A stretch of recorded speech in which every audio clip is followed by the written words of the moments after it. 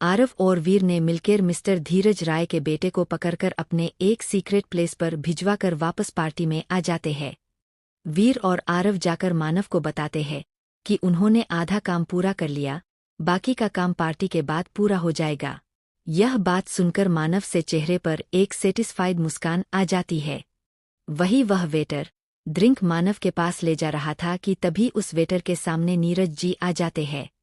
नीरज जी ने परेशान होने का नाटक करते हुए वेटर से पूछा, मिस्टर वेटर, क्या आप मुझे बता सकते हैं यह वॉशरूम कहाँ है? प्लीज जल्दी बताइए। नीरज जी की बात सुनकर वेटर रिस्पेक्टफुली अपने पीछे की तरफ इशारा करके बोला, सर वो पीछे साइड लेफ्ट में वॉशरूम है।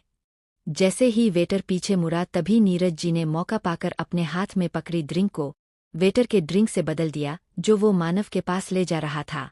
नीरज जी ने वेटर से मुस्कुराते हुए कहा, थैंक यू मेरी मदद करने के लिए मिस्टर वेटर। इतना बोल नीरज जी वहां से चले गए और वो वेटर भी ड्रिंक लेकर मानव को दे देता है। नीरज जी ड्रिंक को ले जाकर विक्की, जिम्मी, जीव और राज के पास बैठ गए और आरव की तरफ घूर घूर के देखने लगे। नीरज जी ने नैना को ड्रिंक में कुछ मिलते हुए देख लिया था और उसकी सभी बातों को भी सुना था जो उसने वेटर से कही थी। आरव को देखते हुए उन्होंने अपने मन में कहा, अच्छा हुआ मैंने उस ड्रिंक को बदल दिया, वैसे भी मानव के ऊपर किसी ड्रग्स का असर नहीं होता तो यह बेचारा ड्रग वेस्ट हो जाता, क्यों ना मैं इस ड्रग्स को आरव पर इस्तेमाल करूं। हाय कितना मजा आएगा, शायद मैं कुछ वक्त बाद ही दादू बन जाऊंगा। फिर नीरज जी अपने हाथ में पकड़ी ड्रिंक को देखकर मुस्कुराने लगे। नीरज जी ने अपने मन में यह दृढ़ निश्चय कर लिया, अगर मुझे छोटे छोटे बच्चों के साथ खेलना है तो इस ड्रिंक को कैसे भी करके मुझे आरव को पिलाना होगा। मैं तो सोचकर ही कितना खुश हूं कि मेरे पास छोटे छोटे बच्चे होंगे। वही बेचारा आरव नीरज जी के ख्याली पुलाव से अनजान मानव के बगल में खड़े होकर अपने फोन में गेम खेल रहा था। आरव से कुछ दूरी पर ही खुशी खड़ी होकर उसे ही घूर रही थी। खुशी ने सुबकते हुए कहा, आरव आप गलत काम करते हो, मैंने कभी नहीं सोचा था। तब भी कोई बात नहीं, मैं आपसे बात करूंगी, शायद आप सुधर जाओ। खुशी ने आरव को उस लड़के को किडनैप करते हुए देख लिया था और बेचारी को आरव के बारे में गलतफहमी हो गई। आरव एक क्रिमिनल है। वही मानव अपनी लिटिल वाइफ के साथ रोमांस करने में बिजी था।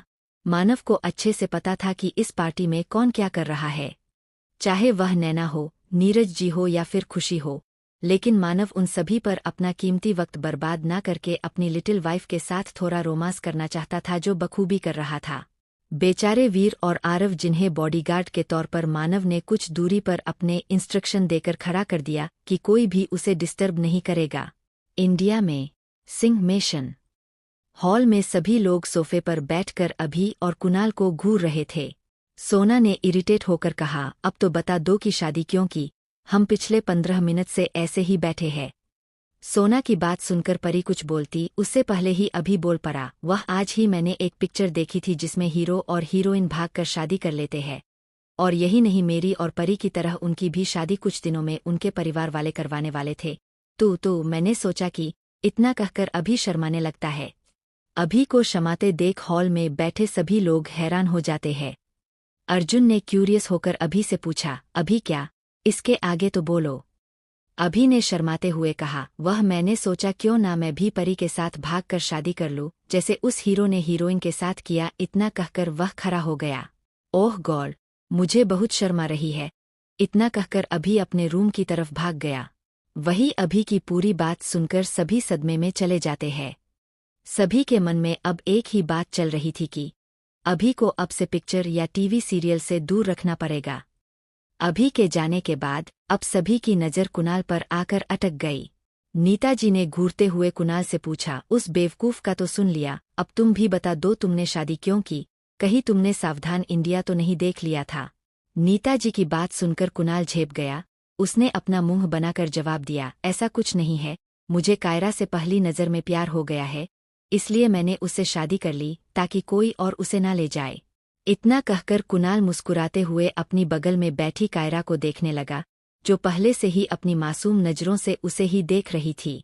कुणाल की मुस्कान में कुछ तो अजीब था जिसे सिर्फ नीताजी ही नोटिस कर पाई।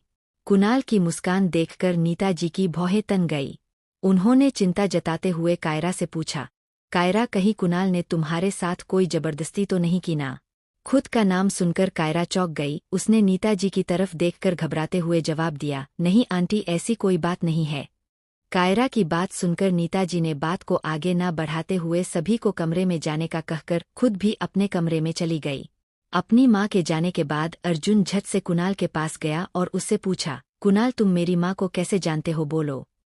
अर्जुन की बात को इग्नोर करके कुणाल उससे मजाकिया अंदाज में बोला, अर्जुन, क्या तुम्हें डर है कि मैं तुमसे ज्यादा हैंडसम हूँ और कहीं तुम्हारी मॉम मेरी खूबसूरती देखकर मुझे अपना बेटा ना बना ले। इतना कहने के बाद कुणाल ने अपनी एक आंख विंक कर दी, जिसे देख अर्जुन चिढ़ जाता है। कुणाल ने बड़े ही स्टाइल से अर्जुन से फिर से कहा, वैसे तुम खुद क्यों नहीं पता लगा लेते, मैं तुम्हारी मॉम को कैसे जानता हूँ। तुम तो वैसे भी बहुत स्मार्ट हो, पर शायद मुझसे ज्यादा नहीं। इतना कहकर हंसते हुए उसने कायरा का हाथ पकड़कर गेस्ट रूम की तरफ चला जाता है। कुणाल को जाता देख अर्जुन ने मुंह बनाते हुए कहा, घमंडी कहीं का। विनय का घर। विनय स्टडी रूम में बैठकर ऑफिस का काम कर रहा था कि तभी विनी आकर उसकी गोद में बैठ जाती है। विनी के ऐसा करने से पहले तो विनय हैरान हुआ, लेकिन फिर उसने विनी के कमर के चारों तरफ अपने हाथ रख दिए। विनी ने शिकायत करते हुए कहा, विनय, तुम आजकल हर काम में बिजी रहते हो, तुम तो मुझ पर ध्यान ही नहीं देते। अपनी वाइफ की शिकायत सुनकर विनय ने अपनी एक आईब्रो उठा लिया, फिर विनी से हंसते हुए बोला, अच्छा जी, तो हमारी बीवी चाहती है कि मैं उसके साथ रोमांस करूं। विनी शर्माते से बोली, नहीं, ऐसा नहीं है। वह विनय विनी की गर्दन पर काटते हुए बोला, अगर ऐसा तुम चाहती हो तो मैं पूरे 2 दिन तक तुम्हें बैठ कर रख सकता हूँ। विनय की यह बात सुनकर विनी के गाल टमाटर की तरह लाला हो गए और शर्म के मारे उसने अपना छोटा सा सिर विनय के सीने में छुपा लिया। विनय ने हंसते हुए विनी के सर पर हाथ फेरते हुए कहा, जान, कुणाल भाई ने शादी कर ली और उनकी रिसेप्शन पार्टी है, तो कल तुम तैयार रहना, हमें भी पार्टी में जाना है। तो वही विनय की बात सुनकर विनी ने अपनी गर्दन हाँ में हिला दिया। पेरिस में। हब्बी, भूख लगी है, लिटिल अवनी ने मानव को देखकर कहा। वही मानव जो लिटिल अवनी के बालों के साथ खेल रहा था। जब उसने यह सुना कि उसकी लिटिल वाइफ को भूख लगी है, तो उसने वीर को आर्डर देते हुए कहा, जाओ और जाकर मेरी बेबी के लिए टेस्टी टेस्टी खाना लेकर आओ। आर्डर मिलते ही वीर वहां से चला गया। वीर के जाने के बाद मानव फिर से लिटिल अवनी के बालों के साथ खेलने लगा कि तभी उसके बगल में खड़े आरव का फोन अचानक बचा और उसने हड़बड़ाकर अपना फोन उठाया। आरव बात करने के लिए वहां से चला गया। कुछ देर बाद विक्की, जिम्मी, जीव, राज, वीर, मानव और लिटिल अवनी एक ही टेबल पर बैठकर खाना खा रहे थे। नीरज जी और आरव कहीं गायब थे। पार्टी के दौरान कई बड़े बड़े बिजनेसमैन ने मानव से मिलने की कोशिश की, लेकिन मानव के बॉडीगार्ड ने किसी को भी अपने बॉस से मिलने नहीं दिया। वही आरव फोन पर बात करने के बाद वापस मानव के पास जा रहा था कि तभी नीरज जी ने उसे रोक लिया। ये आरव, कंटिन्यू। नीरज जी क्या करने वाले हैं आरव के साथ, जानने के लिए बने रहे। यह हब्बी डैडी कहाँ है? पार्टी में इधर उधर देखते हुए लिटिल अवनी ने मानव से पूछा। मानव ने बेफिक्र होकर पहले लिटिल अवनी को देखा, जो उसे ही देख रही थी। फिर मानव ने उसे जवाब दिया, बेबी, आपके प्यारे डैडी आपके लिए एक भाभी और एक छोटे से बेबी का इंतजाम करने गए हैं, जिसके साथ आप फ्यूचर में जब चाहो तब खेल सकत हो। लिटिल अवनी खुश होते हुए मानव से बोली, सच्ची हब्बी? आपनी प्यारी लिटिल वाइफ को खुश देखकर मना ने सिर्फ अपनी गर्दन हाँ में जिला दिया। वही मानव की बात सुनकर जीव, विक्की, जिम्मी और वीर को कुछ गड़बड़ होने का एहसास हुआ। वही राज को तो खाना खाने से ही फुर्सत नहीं थी, उसका पूरा ध्यान सिर्फ खाने पर था। वीर ने मानव से आरव के बारे में पूछा, बॉस, आरव कहाँ है? जब मैं थोड़ी देर पहले यहाँ था तब तो आरव यही था, पर अब वो मुझे कहीं दिखाई नहीं दे रहा है। वीर ने मानव से यह सवाल इसलिए किया था क्योंकि आरव उसे कहीं नजर नहीं आ रहा और वीर यह बात अच्छे से जानता है कि जब तक बहुत जरूरी काम न हो तब तक आरव कभी भी मानव को अकेला छोड़कर नहीं जाता। मानव वीर का सवाल सुनकर मंद मंद मुस्कुराने लगा।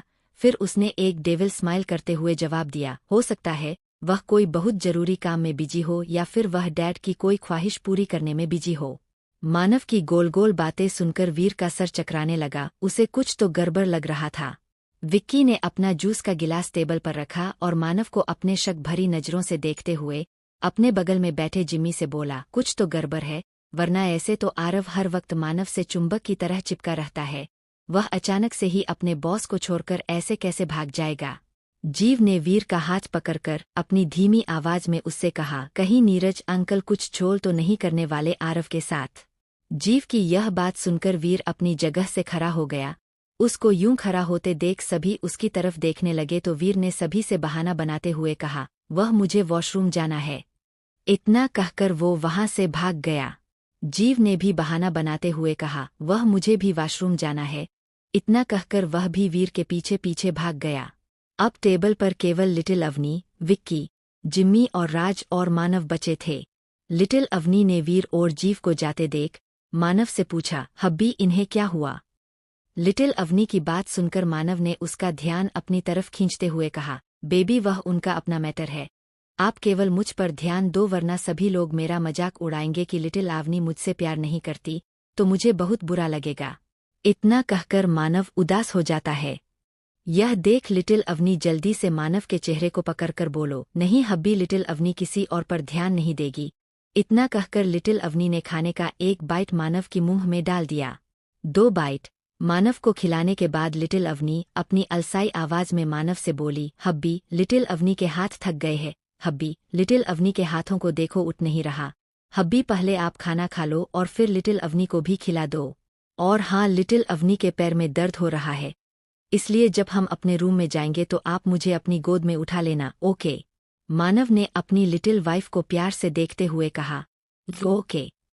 वही बेचारे बिकी और जिम्मी अपने सामने मानव को इतना लवी दवी देखकर परेशान हो गए। उन दोनों से अब मानव का यह रोमांटिक साइड देखा नहीं जा रहा था, इसलिए वह दोनों अपनी जगह से खड़े हो गए हैं और मानव से बोले, यह हमें भी वॉशरूम जाना है। उन दोनों की तरफ देखते हुए मानव ने अपनी आंखें छोटी कर ली और सख्त आवाज में बोला, तो क्या तुम दोनों चाहते हो तुम दोनों को गोद में उठाकर वॉशरूम तक छोड़कर आओ? विकी और जिम्मी मानव को गुस्से में देखकर वहां से भागते हुए चिल्लाए, ये इतनी मेहरबानी की जरूरत नहीं, हम चले जाएंगे। बिचारी लिटिल अवनी को तो कुछ समझ ही नहीं आ रहा। उसने पहले मानव को देखा फिर राज को, जो खाने में बिजी था। लिटिल अवनी ने राज से अपनी आंखें टिमटिमाते हुए पूछा, भाई क्या आपको भी वॉशरूम जाना है? लिटिल अवनी की आवाज सुनकर राज ने अपना खाना छोड़ उससे कुछ बोलना चाहा मगर उससे पहले ही मानव तपाक से बोल पड़ा, हाँ हाँ राज को भी जाना है। फिर राज की तरफ अपनी वार्निंग भरी नजर से देखते हुए अपने दांत पीसकर मानव आगे बोला है, ना राज जाना है ना तुम्हें भी। मानव की आवाज सुनकर और उसे गुस्से में देखकर राज के गले में खाना अटक गया। उसने खांसते हुए पानी पिया और बिना देर किए वहां से 9-2-11 हो गया। राज को इस तरह से भागता देख लिटिल अवनी ने मानव सर पूछा, हब्बी आपको भी जाना है वॉशरूम? मानव कुछ जवाब देता उससे पहले ही लिटिल अवनी खुद जवाब देते हुए बोली, नहीं हब्बी आप मत जाना वरना लिटिल अवनी किसके गोद में बैठेगी और कौन लिटिल अवनी को खाना खिलाएगा? इतना बोलकर लिटिल अवनी ने मानव के कंधे पर अपना सर रख लिया और अपनी आंखें बंद कर ली। थोड़ी देर बाद लिटिल अवनी मानव से बोली, हब्बी अब की वजह से लिटिल अवनी को कितना बोलना पड़ता है। लिटिल अवनी का तो मुंह दर्द होने लगा। लिटिल अवनी अब खाना कैसे खाएगी? लिटिल अवनी की बात सुनकर मानव हैरानी से उसकी तरफ देखने लगा। वही जिम्मी, विक्की, जीव, राज और वीर मिलकर नीरज जी और आरव को ढूंढने लगते हैं। इंडिया में विनय और विनी अपने रूम में बैठे थे, तभी उन्हें बाहर से किसी के चिल्लाने की आवाज आती है। आवाज सुनकर विनय बाहर जाने लगता है तो विनी उसे रोकते हुए बोली, विनय मुझे डर लग रहा, प्लीज मत जाओ। विनय ने अपना हाथ विनी से छुड़ाते हुए बोला, विनी तुम यहीं रुको, मैं बाहर देखकर आता हुए कौन है। इतना बोलकर विनय बिना विनी की बात सुने रूम से बाहर चला जाता है। जब विनय हॉल में आया तो उसने वह पर एक जाना पहचाना चेहरा देखा, जिसे देखते ही पहले विनय के चेहरे पर गुस्सा छा गया, वहाँ कुछ सोचकर उसके चेहरे पर मुस्कुराहट आ गई। विनय ने एक डेविल स्माइल करते हुए हॉल में खड़े आदमी से बोला, जी कहिए आप कौन और मेरे घर में क्यों इतना हल्ला मचा रहे? जो आदमी चिल्ला रहा था उसने विनय की तरफ देखकर गुस्से से पूछा, वो लड़के मैं यह पर अपनी भगोरी दुल्हन को लेने आया हूँ, कहाँ छुपा रखा है तूने उसे? ने उस आदमी की बात सुनकर आराम से कहा, तुम किसकी बात कर रहे हो? अब उस आदमी को और गुस्सा आ रहा था। उसने गुस्से से विनय का कॉलर पकड़ते हुए कहा, देख सच सच बोल वरना सोम मित्तल से दुश्मनी तुम्हें बहुत भरी पड़ेगी, समझे? जी हाँ, ये आदमी कोई और नहीं बल्कि सोम मित्तल है। जब से विनी शादी से भागी थी तब से ही वो विनी को पागलों की तरह ढूंढ रहा है। विनय सोम से कुछ बोलता उससे पहले ही उसके कानों में विनी की आवाज पड़ी, जो उसके पास आते हुए बोली, विनय। इसके आगे विनी कुछ बोलती तभी उसकी नज़र विनय के पीछे खड़े सोम पर पड़ी, जिसे देखते ही विनी देर से कांपने लगी। वही विनी को देखते ही सोम का पर हाई हो गया। सोम ने गुस्से से विनी से कहा, तो तुम यहाँ छुपकर बैठी हो? हाँ। विनी से इतना बोलकर सोम विनय से अपने दांत पीसकर बोला, और तुमने मुझसे झूठ बोला, इसकी सजा तो तुम्हें मिलेगी। सोम की बात सुनकर पहले विनय जोर जोर से हंसने लगा, फिर उसने सोम से कहा, तुम किस झूठ की बात कर रहे हो? मैं तो इस लड़की को जानता तक नहीं। विनय की बात सुनकर सोम के साथ साथ विनी भी हैरान हो गई। विनय की बात सुनकर विनी और सोम दोनों हैरान हो जाते हैं। विनय ने अपनी पेंट के जेब में अपने दोनों हाथों को डालते हुए आगे बोला, ये मेरा इस लड़की से कोई लेना देना नहीं है। विनय की बात सुनकर सोम उसे अपनी शक भरी निगाहों से देखते हुए बोला, अगर विनी से तुम्हारा कोई लेना देना नहीं है तो यह तुम्हारे घर में क्या कर रही है? विनय अपने बगल में रखे सोफे पर जाकर बैठ गया, फिर एक नज़र विनी को देखा जो उसे ही अपनी मासूम आंखों से देख रही थी। उसने विनी को इग्नोर करके सोम कहा, वो इसलिए क्योंकि यह मेरी बीवी है।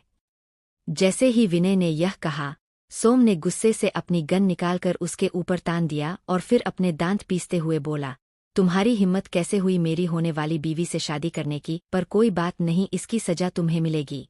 इतना कहने के बाद सोम हंसने लगा। कुछ देर हंसने के बाद गुस्से से आगे बोला, तुम्हें मारने के बाद मैं विनी को अपने साथ लेकर जाऊंगा। वही विनी जो विनय ने 5 कदम की दूरी पर खड़ी थी। जब उसने देखा कि सोम ने विनय के ऊपर गन तान दी तो वह डर गई। उसने नफरत और गुस्से से सोम से कहा, प्लीज तुम ऐसा मत करो, तुम तो मुझसे प्यार भी नहीं करते, फिर भी मेरे पीछे क्यों पड़े हो? प्लीज मुझे अकेला छोड़ दो। विनी को बहुत डर लग रहा था कहीं उसके वजह से विनय को कुछ हो ना जाए, लेकिन विनय को तो जैसे कोई फर्क ही नहीं पड़ रहा था। सोम ने पहले विनय को देखा, जो किसी राजा की तरह आराम से सोफे पर बैठा हुआ था। विनय को देखकर ऐसा बिल्कुल भी नहीं लग रहा कि उसे सोम से जरा सा भी डर लग रहा हो। उसके उलट विनी बहुत ही घबराई हुई थी। सोम आगे कुछ बोलता उससे पहले ही उन दोनों के कानों में विनय की आवाज पड़ी, तुम्हें मुझे मारने की जरूरत नहीं है, तुम चाहो तो इस लड़की। इतना कहकर विनय रुक गया। फिर आगे बोला, मेरा मतलब विनी को अपने साथ ले जा सकते हो, मैं तुम्हें बिल्कुल भी नहीं रोकूंगा। विनय की बात सुनकर विनी को तो सदमा ही लग गया। उसे लग रहा था कि उसने कुछ गलत सुन लिया है। विनय के बगल में बैठते हुए उसका हाथ पकड़कर अपनी लड़खड़ाती आवाज में बोली, विनय तुम ये क्या बोल रहे हो?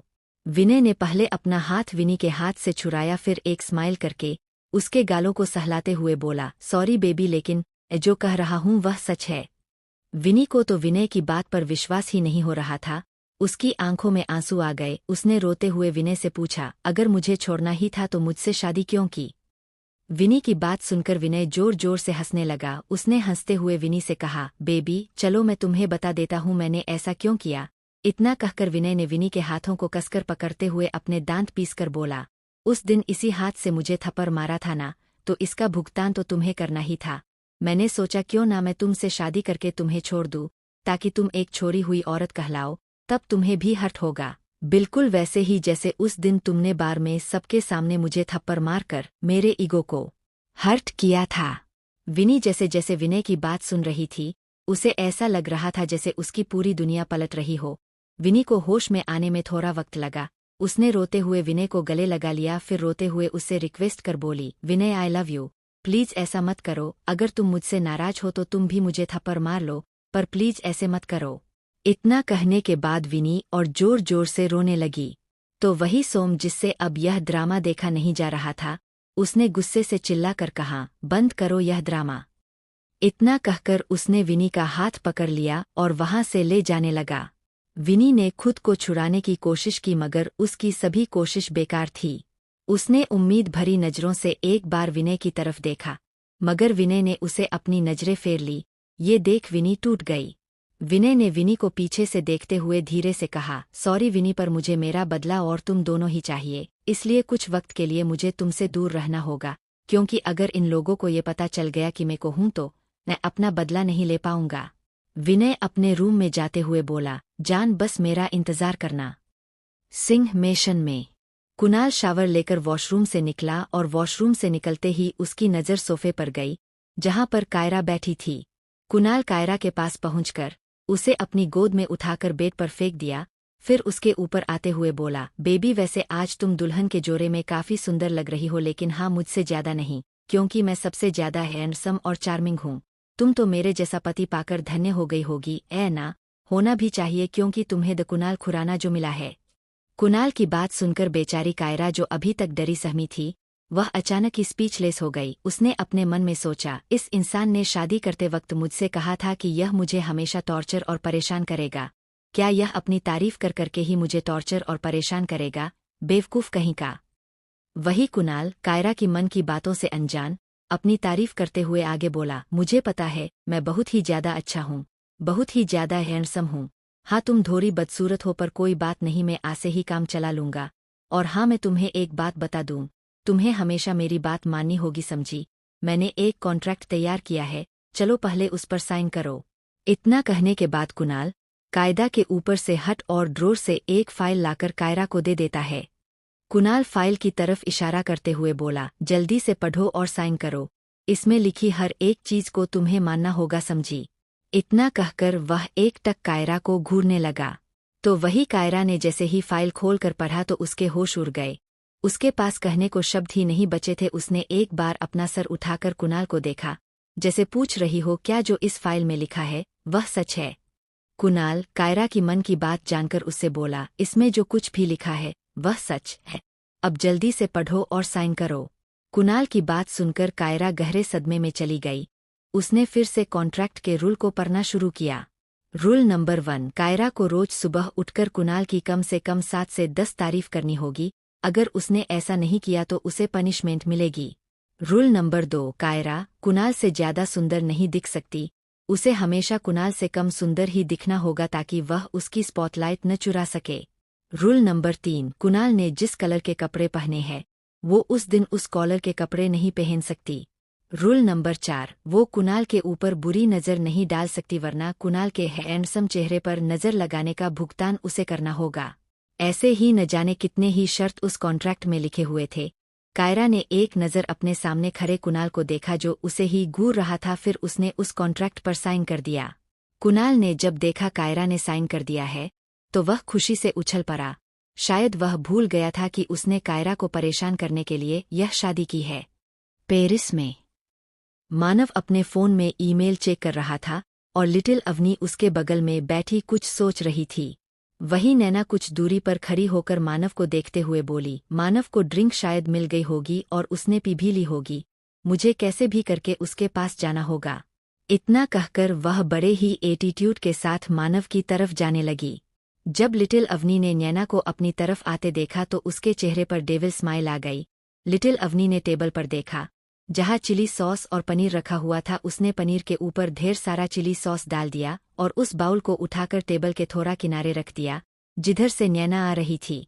जैसे ही नैना लिटिल अवनी के राइट साइड से होकर मानव की तरफ जाने को मुड़ी, उससे पहले ही लिटिल अवनी ने नैना के पैर के आगे अपना पैर लगा दिया, जिसके कारण नैना टेबल पर गिर गई और उसका सर उस पनीर के बाउल के अंदर चला गया।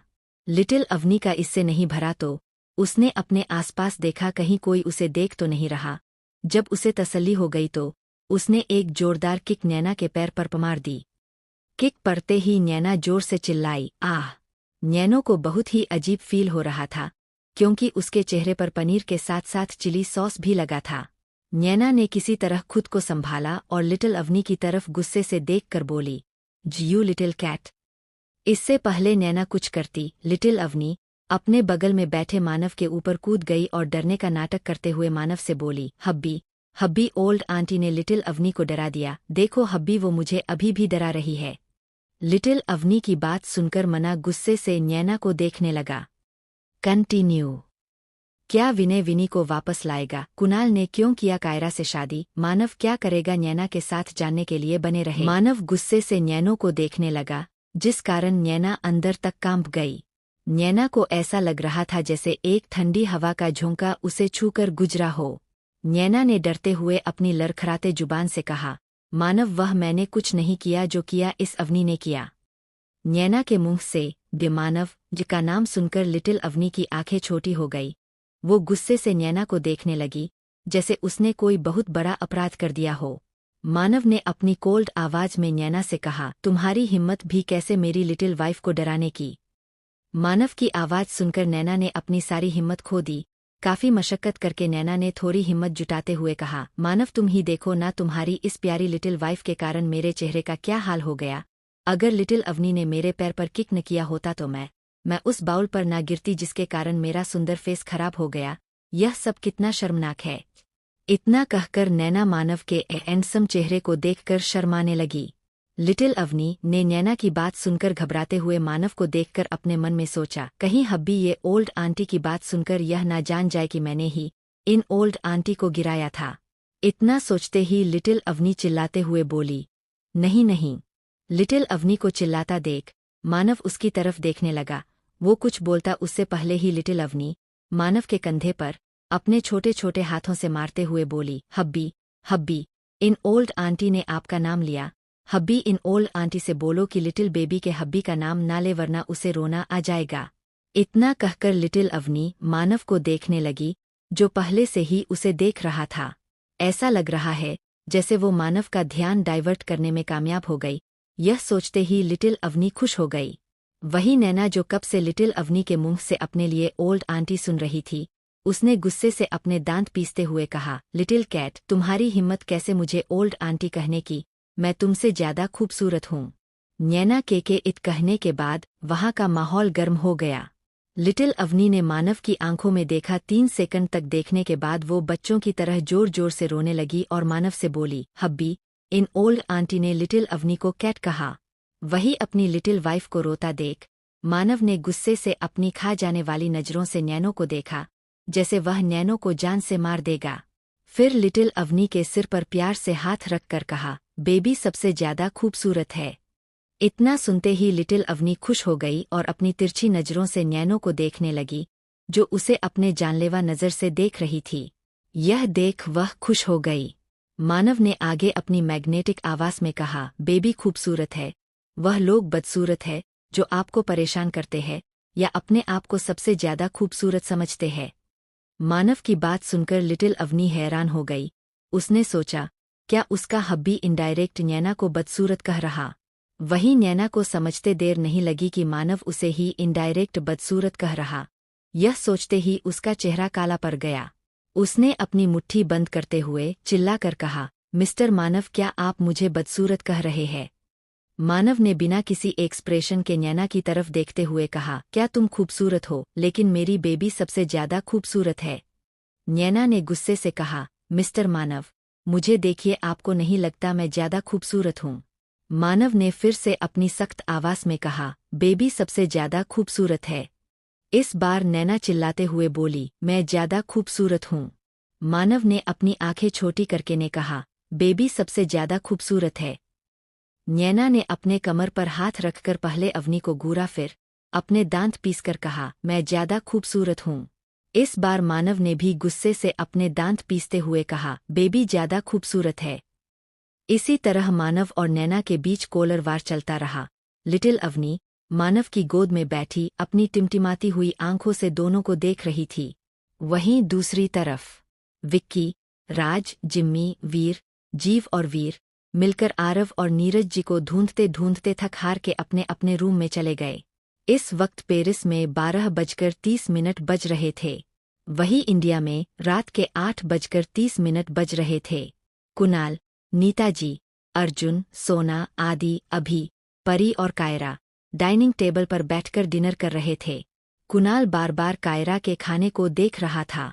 यह बात कायरा और अर्जुन दोनों ने ही नोटिस कर लिया। अर्जुन ने पानी का एक घूंट पीते हुए कुणाल से कहा, कुणाल, तुम बार बार कायरा के खाने को क्यों देख रहे हो। क्या तुम उसके खाने को खाना चाहते हो, बोलो। वही कुणाल जो अभी भी कायरा के खाने को घूर रहा था, वह अर्जुन की बात सुनकर झेप गया। उसने अपना मुंह बनाकर अर्जुन से कहा, जल जल कर राख हो रहे हो तुम मुझसे। तुम मुझे देखकर यही सोच रहे हो ना कि कोई इंसान डिनर करते वक्त भी इतना चार्मिंग कैसे दिख सकता है, और तुम ऐसा बोलकर लोगों के सामने मेरी इमेज खराब करना चाहते हो।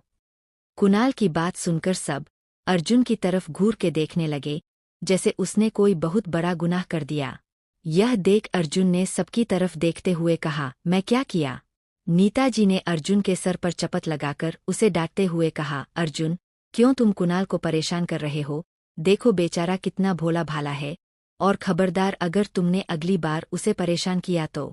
अपनी माँ की बात सुनकर अर्जुन का मुंह बन गया। वहीं दूसरी तरफ कुणाल खुश हो गया। सोना ने भी अर्जुन को डांटते हुए कहा, अर्जुन, तुम्हें कुणाल के सुंदर चेहरे से नहीं जलना चाहिए। देखो मैं मानती हूँ तुम एवरेज हो, पर फिर भी मुझे कोई दिक्कत नहीं है। मैं तुमसे अभी भी काम चला सकती हूँ। यह सुनकर अर्जुन उसे घूरने लगा। वही अभी जो दूध पी रहा था, सोना की बात सुनकर बुरी तरह खांसने लगा। अभी ने अर्जुन की तरफ इशारा करके हंसते हुए कहा, भाई का पोपट हो गया। अभी ने इतना कहा था कि उसके बगल में बैठी परी ने उसे घूरते हुए कहा, बहुत ज्यादा जुबान नहीं चल रही तुम्हारी, चुपचाप खाना खाओ वरना तुम्हें अगले 2 दिन तक भूखा रखूंगी, समझे। परी की धमकी सुनकर अभी चुपचाप खाना खाने लगा। वही आदि को तो किसी से कोई मतलब ही नहीं था। वो तो बस लिटिल अवनी के आने का इंतजार कर रहा था। आदि ने जल्दी जल्दी अपना खाना खाया और सभी की तरफ एक नज़र देखते हुए बोला, सभी के सभी बचकाने और बददिमाग है, सिर्फ पूरे दिन मेरा दिमाग खाते रहते हैं। इतना कहकर वो वहां से चला गया। वही आदि की बात सुनकर डाइनिंग हॉल में सभी का मुंह बन गया। कुणाल अभी भी कायरा के खाने को देख रहा था। जैसे ही कायदा ने खाना का एक बाइट खाया उसे कुछ अजीब लगा। कायरा अगले ही पल खांसने लगी। उसे खांसता देख कुणाल ने तुरंत पानी उठाकर उसे दिया। पानी पीते ही कायरा को कुछ राहत मिली। कुणाल ने खुश होते हुए अपने मन में सोचा, नक्चरी कहीं की, तुम्हें तो ऐसा नमक वाला खाना रोज मिलना चाहिए। मैंने तुम्हारे खाने में भर भर के नमक डाला है, जल्दी खाओ इसे। बेचारी कायरा मन मार कर वो खाना खाने लगी। वह तो किसी को बता भी नहीं सकती थी कि उसके खाने में ढेर सारा नमक पड़ा है, क्योंकि सभी ने वही खाना खाया था जो वो खा रही थी। उसने कुणाल को देखते हुए अपने मन में कहा, पागल आदमी तुम्हें तो मैं देख लूंगी। वह यह सब सोच ही रही थी कि तभी नीताजी की आवाज उसके कानों में पड़ी, जो उससे पूछ रही थी, ए बेटा तुम ठीक तो हो ना? कायरा ने उनकी तरफ देखते हुए अपनी गर्दन हाँ में हिलाकर कहा, जी हाँ आंटी मैं ठीक हूँ। इतना कहकर वो कुणाल की तरफ फिर से घूरने लगी तो कुणाल ने उसे अपने दांत दिखा दिए। कुणाल को घूरते हुए कायरा ने धीरे से कहा, कनखजूरा कहीं का, पति नहीं, पति के रूप में एक शैतान बच्चा मिला है मुझे। कुछ देर बाद सभी अपना अपना खाना खाने के बाद रूम में चले गए। कायरा अभी सीढ़ियों के पास पहुंची थी कि तभी कुणाल उसके बगल से उसे अपनी जीभ निकालकर चढ़ाता हुआ रूम की तरफ चला गया। यह देखकर कायरा चिढ़ गई। अगली सुबह, यह सब क्या है? यह भगवान, किसने मेरा मुंह काला किया? अब तो मैं किसी को अपना मुंह दिखाने लायक नहीं बचा। यह कहते हुए एक लड़का बेड से कूद गया और बेड पर सो रही लड़की को गुस्से से देखने लगा। कंटिन्यू। कौन है ये लड़का जिसके बेड पर लड़की सो रही है? आगे कुणाल अपनी कौन कौन सी हरकतों से कायरा को परेशान करने वाला है, जानने के लिए बने रहे। आखिर आप लोगों को क्या लगता है, मानव और नैना की लड़ाई में कौन जीता होगा और कुणाल का अपनी बचकानी हरकतों से कायरा को परेशान करना कैसा लगा? वही बेचारा अर्जुन तो बेवजह ही डांट खा गया। मुझे तो उसके लिए बहुत बुरा लग रहा। बहुत ही गुस्से से बेड पर सो रही लड़की को देख रहा था। कुछ देर उसे घूरने के बाद वो चलता हुआ बेड के किनारे सो रही लड़की के पास गया और उसे उठाते हुए बोला, ये फुलझड़ी तुम कौन हो? तुमने मेरा मुंह काला क्यों किया? बोलो कुछ। और तुम कितने आराम से सो सकती हो? तुम्हें मेरी जिम्मेदारी लेनी होगी। जो लड़की घर पर सो रही थी, उसने अपना चेहरा दूसरी तरफ किया हुआ था और उसके चेहरे पर बाल बिखरे हुए थे, जिसके कारण वह लड़का उस लड़की का चेहरा नहीं देख पा रहा। जब उस लड़के ने देखा वह लड़की अभी भी नहीं उठ रही तो उसने गुस्से से कहा, नाजनीन फुलझड़ी, अब उठ जाओ वरना आरव सिंह का दिमाग सटक गया ना तो फिर समझ लेना। जी हाँ, ये लड़का कोई और नहीं आरव है। इस बार आरव की आवाज सुनकर वह लड़की कसमसाते हुए उठने लगी। उस लड़की ने उठकर धीरे से अपनी आंखें खोली। अपने सामने किसी लड़के को देखकर, वो भी टॉवेल में, वो चिल्ला पड़ी, ए आह! मगर जैसे ही उस लड़की की नज़र आरव से मिली, वो दोनों चौंक गए, क्योंकि वह लड़की खुशी थी। खुशी आरव को देखकर खुश होकर उसके ऊपर कूद गई। बेचारा आरव तो अपनी जगह पर शौक के मारे जम गया। वह अपने होश में आते हुए बोला, बेशर्म लड़की, तुमने मेरी इज्जत लूट ली। तुम शक्ल से तो कितनी भोली भाली दिखती हो, लेकिन हरकतें बिल्कुल मावली वाली है। आरव की बात सुनकर खुशी कंफ्यूज हो गई। उसने अपने एक हाथ से अपना सर को खुजाते हुए आरव से पूछा, आरव भैया ये इज्जत लूटना क्या है? मैंने कुछ भी नहीं लूटा, आप चाहो तो मेरा बैग चेक कर सकते हो। इतना कहकर वह अपनी टिमटिमाती आंखों से आरव को देखने लगी। आरव खुशी की बात सुनकर उसे घूरने लगा, जैसे कह रहा हो, क्या तुम्हारे पास दिमाग नहीं है? लेकिन आरव को खुशी की हरकतों पर गुस्सा नहीं आ रहा था। उसने अपना सर झटका और अपनी हालत पर गौर किया तो पाया उसने इस वक्त एक टॉवेल के अलावा कुछ नहीं पहना है। ये देख आरव ने तुरंत खुशी के आंखों पर अपना हाथ रख दिया और उससे बोला, है प्यारी छोटी बच्ची, अपनी आंखें बंद करो। आरव की बात सुनकर खुशी ने उसे समझाते हुए कहा, आरव भैया, मैं छोटी बच्ची नहीं हूँ, कुणाल भाई कहते हैं, मेरा नाम खुशी है और सभी मुझे खुशी कहते हैं, तो आप भी मुझे खुशी बोल सकते हो, मुझे बुरा नहीं लगेगा। खुशी के मुंह से अपने लिए भैया सुनकर आरव चिढ़ गया। उसने चीरते हुए खुशी को अपने गोद से उतारकर बैर पर बैठाया और उससे घूरते हुए बोला, बेशर्म लड़की, कल रात हमारे बीच जो हुआ उसके बाद मैं तुम्हारा भैया नहीं सैया बनूंगा। यह बात अपने छोटे से दिमाग में बैठा लो। अपनी टिमटिमाती नजरों से आरव को देखकर खुशी अपना मुंह अजीब सा बनाकर बोली, ओह अच्छा, तो आपका दूसरा नाम सैया है? अच्छा नाम है, आज से मैं आपको इसी नाम से बुलाऊंगी, आरव भैया। आरव ने अपने अपने दांत पीसते हुए खुशी से कहा, जस्ट शट अप, मैंने कहा ना, अब मैं सैया हूँ। आरव की बात सुनकर खुशी ने अपना छोटा सा सिर जोर जोर से हाँ में हिला दिया।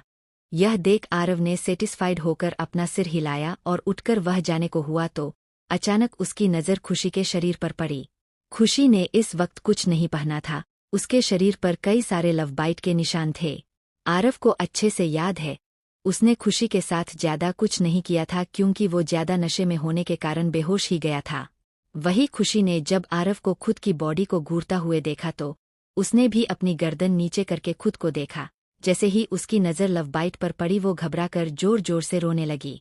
खुशी ने रोते हुए आरव को गले लगा लिया और उससे कहा, सैया मेरे बॉडी पर चोट लग गई, सैया कुछ करो वरना मैं मर जाऊंगी। सैया कहीं मुझे किसी डॉगी ने तो नहीं काट लिया? चलो हॉस्पिटल चलते हैं, मुझे दर्द हो रहा है। खुशी को रोता देख आरव घबरा गया, मगर जैसे ही उसने खुशी की बात सुनी वो चिढ़ गया। उसने धीरे से कहा, गिलहरी कहीं की, मेरे देखने के बाद ही इसे अपनी बॉडी में दर्द हो रहा है और इसकी हिम्मत भी कैसे हुई मुझे रॉक कहने की। इतना कहकर वह खुशी को चुप कराने लगा। मानव का रूम। मानव सोफे पर बैठकर आज के न्यूज देख रहा था। न्यूज की हेडलाइन थी, बिजनेसमैन धीरज राय के बेटे के कई टुकड़े उनके घर से बरामद हुए। न्यूज देखकर मानव के चेहरे पर एक डेविल स्माइल आ जाती है। मानव ने टीवी को देखते हुए अपने दांत पीसकर कहा, मेरी बेबी पर नजर डालने का अंजाम सिर्फ और सिर्फ मौत है। अभी उसने यह बोला था कि तभी उसे एहसास हुआ उसके ऊपर कुछ रेंग रहा है। मानव ने अपना सर नीचे करके देखा तो लिटिल अवनी उसके गोद में बैठी थी। यह देख वो हैरान हो गया क्योंकि उसे यह पता ही नहीं चला कि उसकी छोटी सी प्यारी वाइफ उसकी गोद में कब बैठ गई। लिटिल अवनी मानव की गोद में बैठकर टीवी देखने लगी। न्यूज की हेडलाइन पढ़ते ही उसने मानव से पूछा, हब्बी उस इंसान को किसने मारा और क्यों मारा? मानव अनजान बनते हुए बोला, बेबी पता नहीं। लिटिल अवनी ने अपना मुंह बनाकर कहा, जिसने भी मारा है वह बहुत ही गंदा है। नहीं नहीं पागल होगा, ऐसे थोड़ी ना किसी को मारा जाता है। पर हब्बी उस इंसान ने इसके टुकड़े क्यों कर दिए? वैसे उसे ऐसा नहीं करना चाहिए था। पक्का वह बैडमैन होगा। वही लिटिल अवनी की बात सुनकर मानव घूर के उसकी तरफ देखने लगा, जैसे कहना चाह रहा हो, बेबी वह इंसान को आपके हबी ने ही मारा है, इसलिए उसे बुरा मत बोलो। यह सोचते ही मानव ने उससे पूछा, बेबी उस बैरमैन को, उस इंसान को ऐसे क्यों नहीं मारना चाहिए था? मानव की तरफ देखकर लिटिल अवनी ने उसे समझाते हुए बड़ी ही सीरियस आवाज में कहा, हब्बी देखो, अगर वह बैरमैन उस लड़के को मारने के बजाय उसे डॉगी या किसी भी जानवर के पास छोड़ देता तो बेचारे उन सभी एनिमल का पेट भर जाता उस इंसान को खाकर। So tasty. इतना कहने के बाद लिटिल अवनी अपने होठों पर जीभ फिराने लगी। वही मानव अपनी छोटी और प्यारी वाइफ की हरकतों को देख और उसकी बातें सुनकर हंसने लगा। जब मानव ने देखा उसकी लिटिल वाइफ अपनी जीभ को अपने होठों पर फिरा रही है तो उसने उससे उसके नाक को पिंच करते हुए पूछा, बेबी क्या आपको भूख लगी है? इतना सुनना था कि लिटिल अवनी ने अपना सर जोर से हाँ में हिलाया। यह देखकर मानव ने अपना सरना में हिला दिया और लिटिल अवनी को अपनी गोद में उठाकर रूम से बाहर चला गया। मानव लिटिल अवनी को लेकर होटल में बने रेस्टोरेंट में आ गया, जहां पहले से ही बाकी सब मौजूद उन्हीं दोनों का इंतजार कर रहे थे। इस बार श्री भी उन्हीं के साथ थी। मानव ने लिटिल अवनी को सीट पर बैठाया और फिर उसके बगल में बैठ गया। इस बीच लिटिल अवनी का पूरा ध्यान सिर्फ और सिर्फ खाने पर ही थी। यह देख मानव अपनी भुक्कर बीवी के लिए सैंडविच निकालकर उसे खिलाने लगा।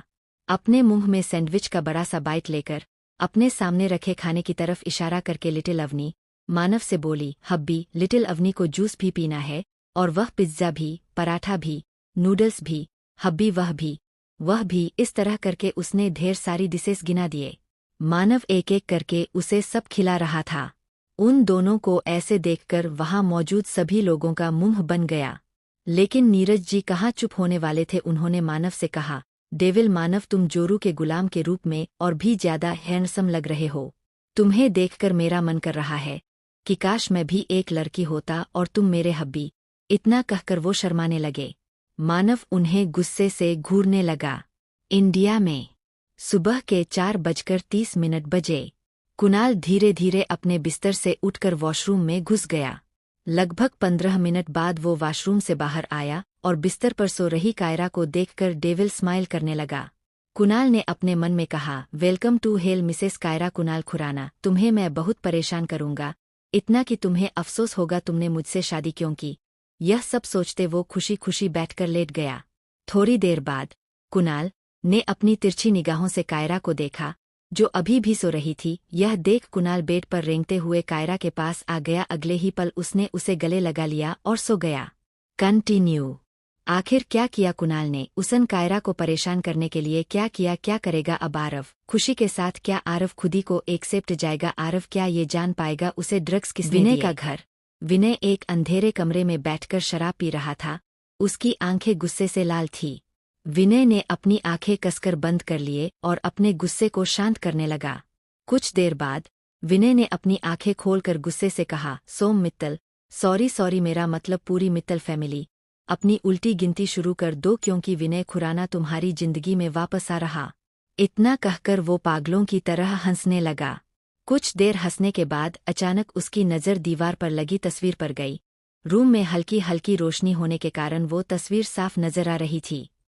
विनय ने हल्की मुस्कान के साथ उस तस्वीर को देखकर कहा, जान मुझे पता है तुम मुझसे नाराज हो क्योंकि मैंने तुम्हें रोका नहीं, पर चिंता मत करो, कुछ ही घंटों बाद हमारी फिर से मुलाकात होगी, बस मेरा इंतजार करना।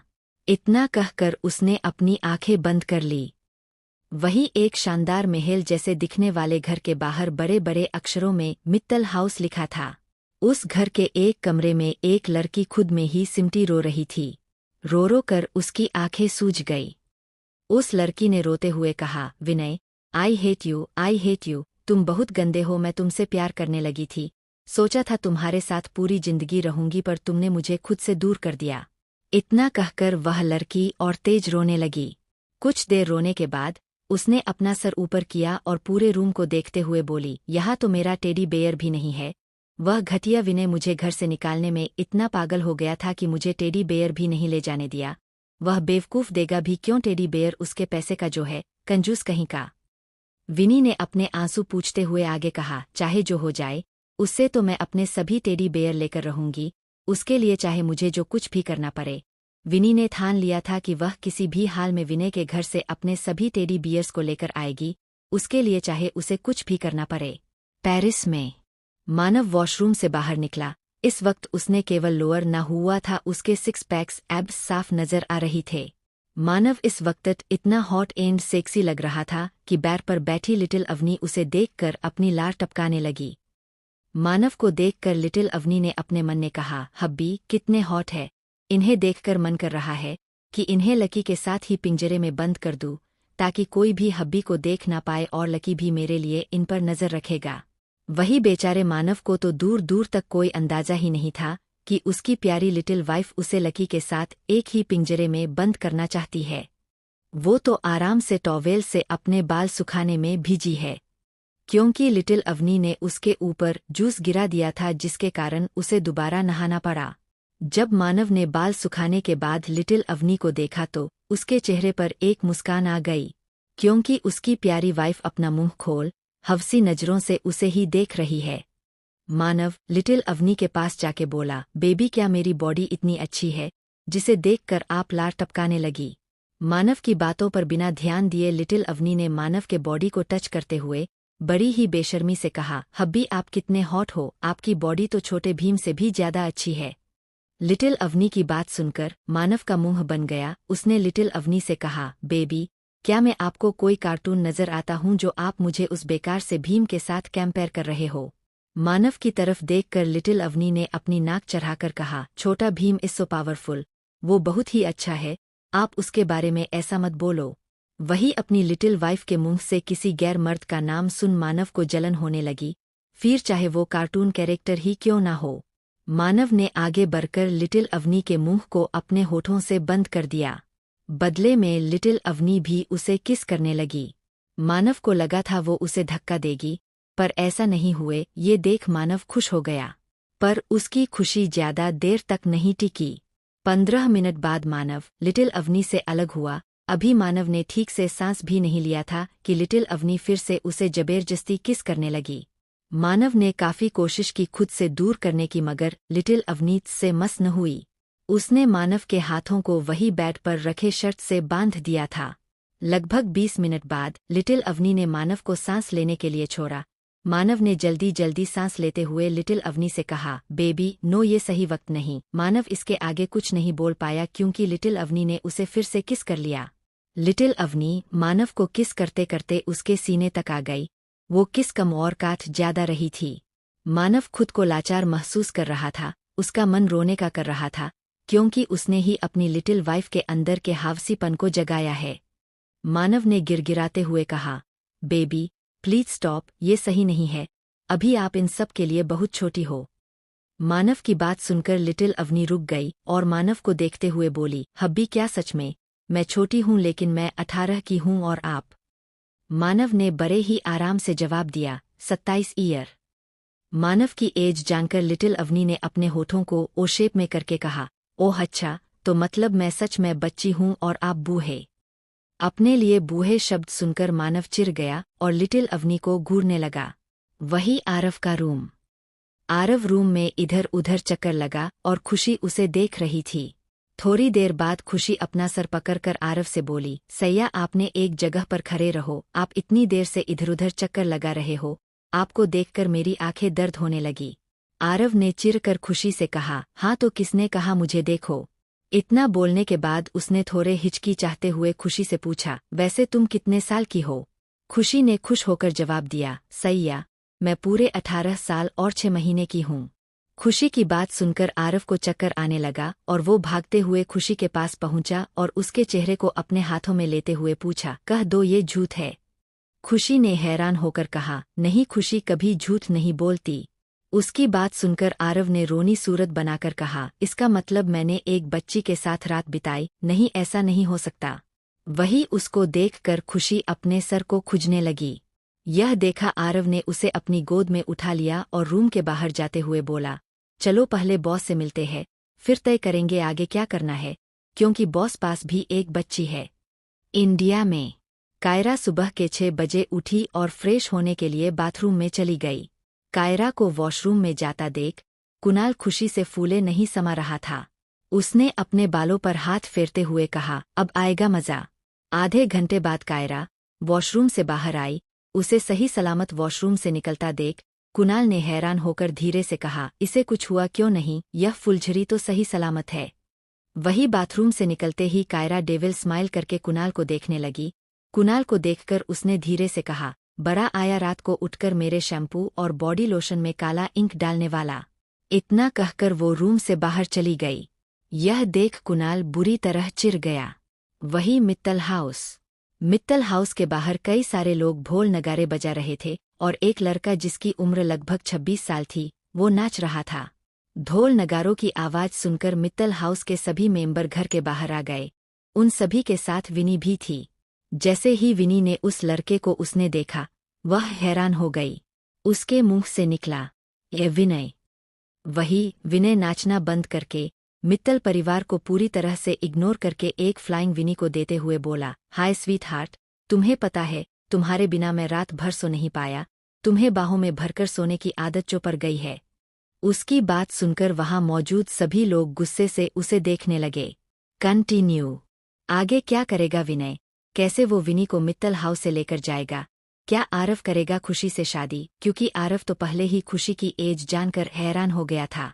वैसे लिटिल अवनी का मानव को छोटा भीम से कंपेयर करना कैसा लगा? मित्तल हाउस। स्वीट हार्ट, मैंने तुम्हें बहुत मिस किया। तुम्हें पता है, मुझे ऐसा लग रहा था जैसे मैंने तुम्हें सालों से ना देखा हो।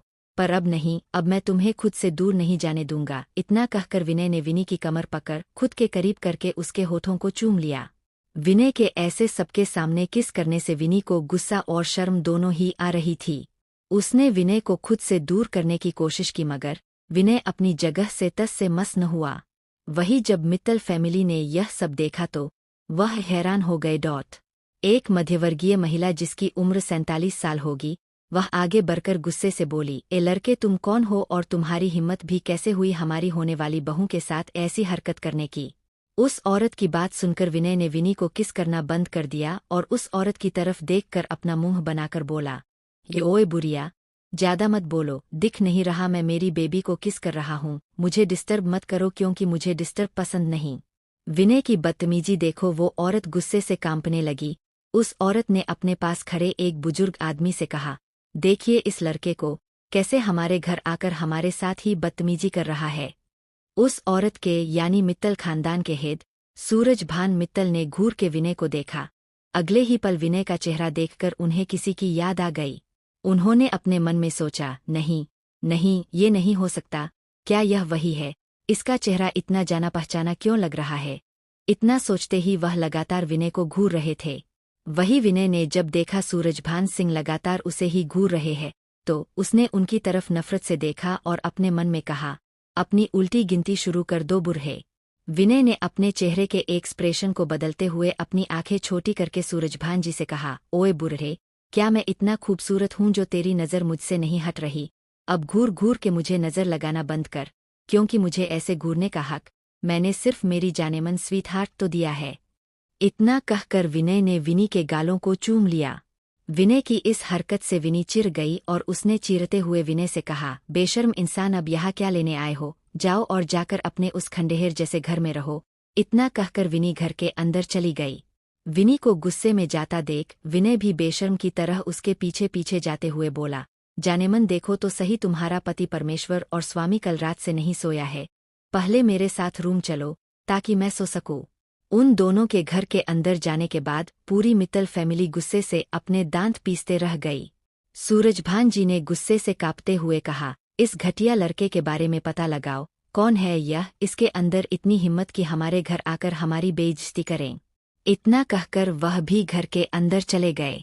राम बेचारा रोनी सूरत बनाकर वहीं खड़ा था, क्योंकि उसे विनय के बारे में सब पता है कि वह कौन है, कहाँ से आया है, पर वह किसी को भी इस बारे में नहीं बता सकता था। यह सोचते ही वो निराश हो गया।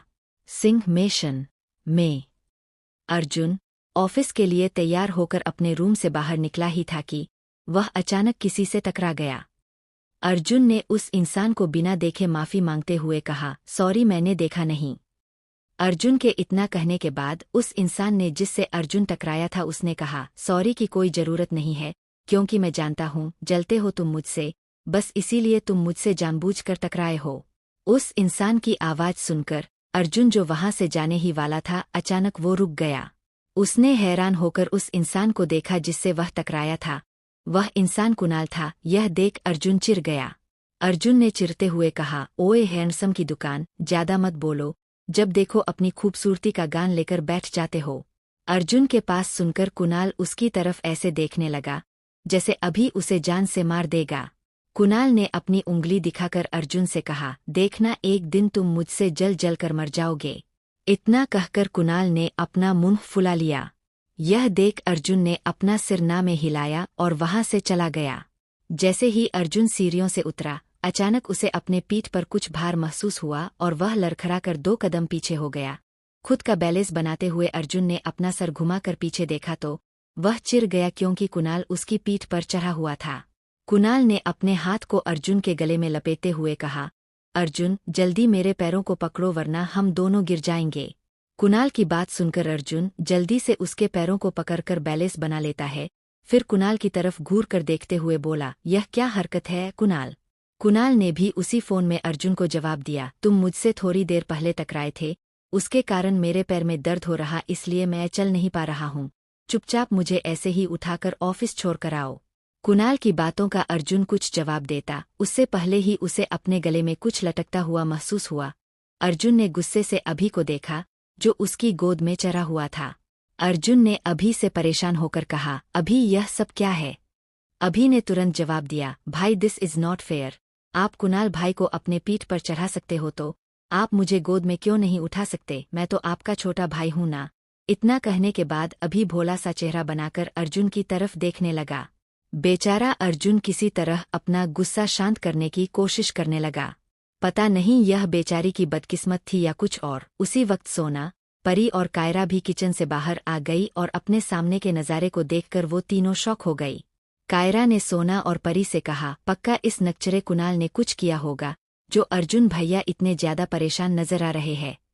परी ने अभी को घूरते हुए अपना सरना में हिलाकर कहा, नहीं, मुझे तो ऐसा लगता है पक्का अभी ने कुछ किया होगा। कायरा और परी की बात तो जैसे सोना ने सुनी ही नहीं। उसने अर्जुन को घूरते हुए अपने मन में कहा, आज तक तो मेरे बेटे आदि को भी इसने कभी ऐसे गोद में नहीं उठाया होगा, तुम्हें तो मैं आज रात अच्छा सबक खाऊंगी। इतना कहकर वो दोबारा किचन में चली गई।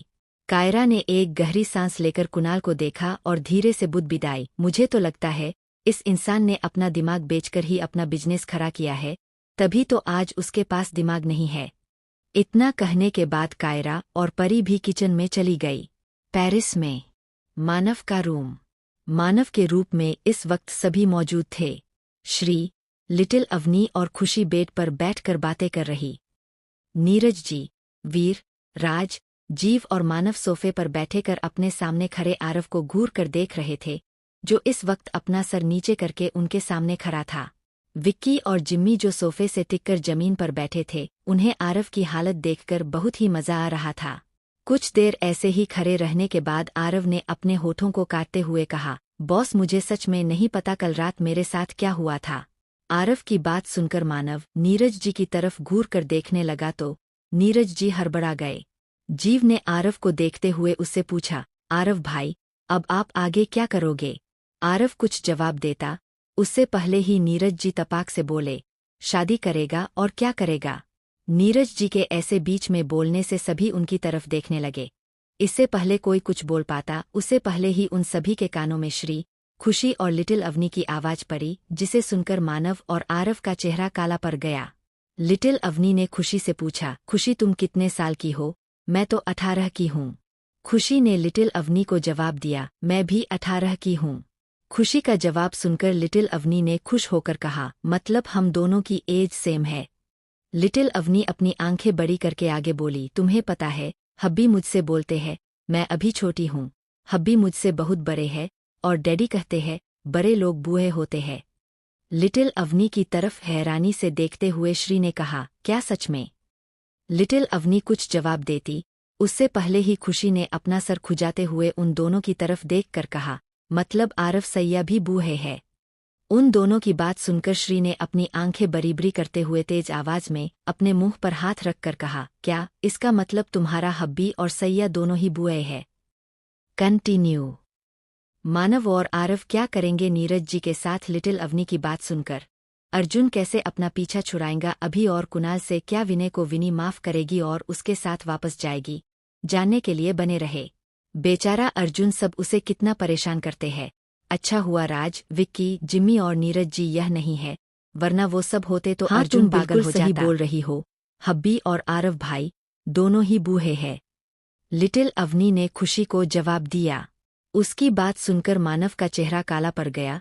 मानव ने अपने मन में लिटिल अवनी की बात को दोहराया, हब्बी बूढ़े है। लिटिल अवनी अपनी बात कहने के बाद थोड़ी देर रुक गई।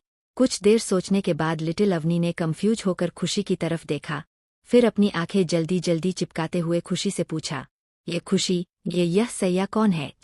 लिटिल अवनी किसी भी सैया को नहीं जानती। श्री भी लिटिल अवनी की हाँ में हाँ मिलाते हुए बोली, हाँ खुशी, यह सैया कौन है? शू ने, मैं भी किसी सैया को नहीं जानती। खुशी ने थोड़ा शर्माते हुए पहले आरव को देखा, जो अभी भी अपना सर झुकाकर खड़ा था, फिर अपनी महीन आवाज में लिटिल अवनी को जवाब दिया। वो आरव भैया ने कहा था कि अब वह मेरे सैया है, इसलिए मैं उन्हें सैया बोलती हूँ। खुशी की बात सुनकर सभी आरव की तरफ देखने लगे, जहाँ लिटिल अवनी, श्री, जीव और राज हैरानी से तो मानव, नीरज जी, विक्की, जिम्मी और वीर घूर के आरव को देखने लगे। जब आरव को महसूस हुआ सभी उसे घूर रहे हैं, तो उसने अपना गला साफ करते हुए सभी को समझाया, वह एक्चुअली खुशी से शादी करने के बाद तो मैं उसका सैया ही होऊंगा ना। इतना कहने के बाद वह अजीब तरह से हंसने लगा। मानव आरव को अपनी आंखें छोटी करके देखने लगा, फिर अपने दांत पीसते हुए वहां मौजूद सभी लोगों उसे बोला, अगर आप लोगों का हो गया हो तो अब मेरे रूम से निकल जाइए, यह मेरा रूम है, कोई धर्मशाला नहीं जो आप सभी अभी तक यहाँ बैठे हैं। जल्दी जाइए ताकि मैं अपनी बेबी के साथ थोड़ा रोमांस कर सकूं। मानव की बात सुनकर सभी अपनी आंखें बड़ी बड़ी करके उसे देखने लगे। यह देख चिढ़ते हुए मानव ने कहा, अब क्या है, मुझे ऐसे घूरने बंद करो आप सब, वरना मुझसे बुरा कोई नहीं होगा। मानव की बात सुनकर सभी इधर-उधर देखने लगे, लेकिन लिटिल अवनी को तो जैसे कोई फर्क ही नहीं पड़ा हो। वह वापस से श्री और खुशी से बातें करने लगी। लिटिल अवनी की नज़र अचानक ही बात करते करते खुशी के गले पर गई, जहां पर लाल कलर के निशान बने हुए थे। लिटिल अवनी घूर के उस निशान को देखा, फिर आरव को ऐसे ही कुछ देर बारी बारी से आरव और खुशी के गले पर बने लव बाइट के निशान को देखकर लिटिल अवनी खुशी के गले की तरफ इशारा करके पूछा, लिटिल अवनी, खुशी तुम्हारे गले पर यह निशान आरव भैया ने बनाया है ना? अपने गले पर बने निशान देखकर खुशी ने जवाब दिया, नहीं नहीं, यह तो किसी डॉग ने काट लिया था, लेकिन कब काटा मुझे तो पता ही नहीं चला। रूम में मौजूद सभी लोगों का ध्यान लिटिल अवनी का सवाल सुनकर उसकी और खुशी की तरफ चला गया। वहीं आरव का मन ही मन अपनी किस्मत को कोस रहा था कि उसकी जिंदगी में ऐसी जल्दी और बेवकूफ लड़की ही आनी थी। लिटिल अवनी ने खुशी की तरफ देखकर अपनी आंखें बड़ी बड़ी आंखें करते हुए कहा, नहीं नहीं, डॉग ने नहीं काटा, ऐसे निशान तो तब बनते हैं जब मैं हब्बी को काटती हूँ। हब्बी के बॉडी पर अभी भी वो निशान बने हैं, रुको मैं दिखाती हूँ। इतना कहने के बाद लिटिल अवनी बेड से उतरकर मानव के पास आ गई। लिटिल अवनी मानव की गोद में बैठकर उससे बोली, हब्बी आप अपनी टी शर्ट उतारो ना, ताकि सभी लोग उस निशान को देख सके, हब्बी उतारो ना। लिटिल अवनी की बात सुनकर मानव बिना किसी एक्सप्रेस के उसे देखने लगा। उस देखकर कोई यही बता सकता था कि इस वक्त उसके मन में क्या चल रहा है, लेकिन मानव के कान लिटिल अवनी की बात सुनकर लाल हो गए थे, जिससे साफ पता चल रहा था कि उसे शर्म आ रही है। लेकिन यह बात किसी ने भी नोटिस नहीं की। वही जैसे ही सभी लोगों के कानों में लिटिल अवनी की बात पड़ी, सभी के कान खड़े हो गए। सभी लोग टकटकी लगाकर मानव के बॉडी को ऊपर से नीचे तक के स्कैन करने लगे, जैसे उन्हें मानव के बॉडी पर बने निशान दिख रहे हो। जीव ने थोड़ा डरते हुए मानव से कहा, भाई क्या भाभी जो बोल रही वो सच है? विक्की ने मानव को घुरे हुए उससे पूछा, शू ने मानव, क्या सच में इस छोटी सी बच्ची ने तुम्हारी इज्जत लूट ली? विक्की की बात सुनकर जिम्मी ने भी कहा, हाँ बॉस बोलो ना। वीर ने भी क्यूरियोसिटी से पूछा, बॉस क्या यह सच है? मतलब अब आप किसी को अपना मुंह दिखाने लायक नहीं बचे? अब सभी ने बारी बारी से बोला तो नीरज जी कैसे चुप रह सकते, लेकिन सभी के उम्मीदों के उलट उन्होंने लिटिल अवनी को देखकर उसे शाबाशी देते हुए बोले, हाय मेरी प्यारी लिटिल राजकुमारी, शाबाश तुमने बहुत अच्छा काम किया है, मुझे उम्मीद है तुम फ्यूचर में और अच्छा करोगी। सभी लोग हैरानी से नीरज जी की तरफ देखने लगे। उन्हें तो विश्वास ही नहीं हो रहा था कि नीरज जी इतने बेशर्म भी हो सकते हैं। वही लिटिल अवनी अपने डैडी की बात सुनकर खुश होकर बोली, थैंक यू डैडी, मैं आगे और इम्प्रूवमेंट करूंगी। मानव जो कब से बारी बारी से सभी की बकवास सुन रहा था, अब उसका सब्र टूट गया। उसने सभी पर चिल्लाते हुए कहा, ए जस्ट शट अप, अगर अब किसी ने अपने मुंह से एक शब्द भी निकाला तो मुझसे बुरा कोई नहीं होगा। मानव के इस तरह चिल्लाने से पूरे कमरे में शांति छा गई। एक कमरे में एक लड़की बैठी रो रही थी। वो लड़की कोई और नहीं नैना है। नैना ने पहले खुद को देखा, फिर अपने बेड को, जहां एक अनजान आदमी सो रहा। नैना जब सुबह उठी तो उसे पता चला उसने अनजाने में किसी अनजान इंसान के साथ रात बिताई है। कल रात को नैना को किसने ड्रग्स दिया था? वह इंसान कोई और नहीं मानव ही था, जिसने वीर से कहकर नैना के ड्रिंक में ड्रग्स मिलाकर उसे एक अनजान इंसान के साथ रूम में बंद कर दिया। क्योंकि नैना ने मानव को ड्रग्स देने की कोशिश की और उसने लिटिल अवनी के साथ बदतमीजी भी की थी। नैना ने उस आदमी को अपनी आंखों से देखते हुए कहा, तुम जो कोई भी हो, मैं तुम्हें छोड़ूंगी नहीं, तुम्हें मैं जान से मार दूंगी। कुछ देर गुस्से से उस आदमी को देखने के बाद नैना वॉशरूम में चली गई। इंडिया में मित्तल हाउस। ये हाय मेरी दुल्हनिया, तुम तो दिन ब दिन और हॉट होती जा रही हो। मन कर रहा है अभी अपनी सासू माँ को एक नाती और नातिन दे दूँ। हाल में रखे सोफे पर बैठते हुए विनय ने विनी से कहा, जो इस वक्त उससे 10 कदम की दूरी पर खड़ी होकर घर की नौकरानी को कुछ समझा रही थी। जैसे ही विनी ने विनय की बात सुनी, उसे गुस्सा आ गया। वही उसके सामने खड़ी नौकरानी विनय की बात सुनकर शर्माने लगी। जब विनय ने देखा विनी उसे गुस्से से देख रही है, तो वह बड़ी ही बेशर्मी से बोला, हाय मेरी दुल्हनिया, मुझे ऐसे मत देखो वरना कुछ कुछ करने का मन करेगा, फिर तुम भी मुझे रोक नहीं पाओगे। अब विनी के बर्दाश्त से बाहर हो गया था। उसने विनय पर भड़कते हुए कहा, ये घटिया आदमी, अपना ये गंदा मुंह बंद रखो। वही विनय की हरकत देख अपनी आंखें फाड़े उसे ही देख रहा था। रमा जी, जो इस घर की बहू है, उन्होंने अपने दांत पीसते हुए कहा, बेशर्म कहीं के, शर्म नहीं आती ऐसा बोलते हुए। पिया जी, जो कब से विनय को ही देखकर मुस्कुरा रही थी, उन्होंने अपने मन में सोचा, ए इंटरेस्टिंग कंटिवू। चलिए सबसे पहले मित्तल खानदान का इंट्रोडक्शन देते हैं। उससे पहले आते हैं सूरजभान मित्तल। यह मित्तल फैमिली के हेड है। इनके 2 बेटे हैं। सबसे बड़ा बेटा विजय, जो मित्तल अंपायर का सीईओ है। उनके दूसरे बेटा ये अर्नव मित्तल है, जिनका आपने खुद का बिजनेस है। विजय मित्तल की पत्नी रमा मित्तल, ये एक हाउसवाइफ है। इन्हें सादगी ज्यादा पसंद है, लेकिन इन्हें सीधा भी नहीं कहा जा सकता। राम मित्तल, विजय और रमा मित्तल के एडॉप्टेड बेटा है। ये बिजनेस के साथ ही साथ डॉक्टर भी है। ये विनय के सबसे अच्छे दोस्त है, लेकिन यह बात किसी को नहीं पता। सोम मित्तल, यह रमा मित्तल के दोस्त के बेटे हैं, जिन्हें लोग मित्तल खानदान का सबसे बड़ा बेटा कहते हैं। विनी के माँ पिया जी सभी के लिए हाउसवाइफ है, लेकिन किसी को नहीं पता ये एक सीक्रेट एजेंट भी है। विनी के पापा पीयूष जी इंडिया के 2 बिजनेस का भाई प्रियांशुल अपने डैड के बिजनेस को संभालते हैं। विनय का है मित्तल फैमिली के साथ कुछ कनेक्शन, जो बाद में पता चलेगा। जब से विनय मित्तल हाउस आया है, तब से ही उसने सभी का जीना हराम कर दिया। लेकिन इस बीच वो सभी परिवार वालों के सामने विनी के साथ रोमांस करना कभी नहीं भूला। इसी तरह पूरा दिन बीत गया। शाम का वक्त, पूरी मित्तल फैमिली घर के बाहर बने मैदान में बैठकर चाय का आनंद ले रही थे। सूरजभान जी, पीयूष जी और विजय जी वही कुर्सी पर बैठे थे। उन्हीं तीनों लोगों से कुछ दूरी पर दरी बिछाकर उस पर विनी, प्रियांशु और उसकी गर्लफ्रेंड प्रियांशी बैठे अंताक्षरी खेलने की तैयारी कर रहे थे। रमा जी और पिया जी वही टेबल पर बैठकर रात के खाने की तैयारियां कर रही थी, यानी मटर छिल रही थी।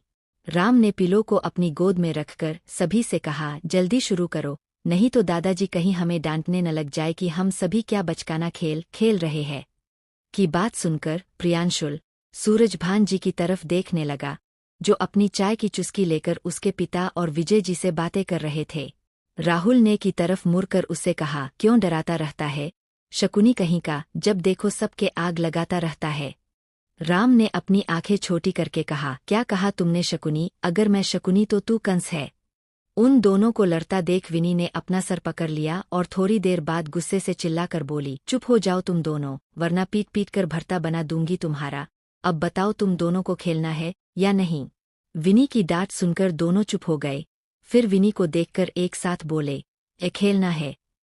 थोड़ी देर बाद चारों गोला बनाकर दरी पर बैठकर अंताक्षरी शुरू कर दिया। सबसे पहले प्रियांशु ने गाया, मेरा दिल जिस दिल पर फिदा है। अभी उसने इतना ही गया था कि उसको बीच में ही काटते हुए राम गाने लगा, वह एक बिलोटी है, हाँ मेकअप की दुकान है। प्रियांशुल का दिल जिस पर फिदा है, वह एक पतर की है। प्रियांशुल का जी करता है उसके जुल्फों को छू ले। प्रियांशुल का दिल करता है उसके बालों को संवारे, लेकिन क्या करे बेचारा, क्योंकि उस लड़की के बालों में जुआ है। हाँ। राम को खुद का मजाक उड़ाते देखे प्रियांशु और प्रियांशी दोनों का पारा चढ़ गया। वही विनी अपना पेट पकड़कर हंसने लगी। प्रियांशी अपनी जगह से उठकर राम को पीटने लगी।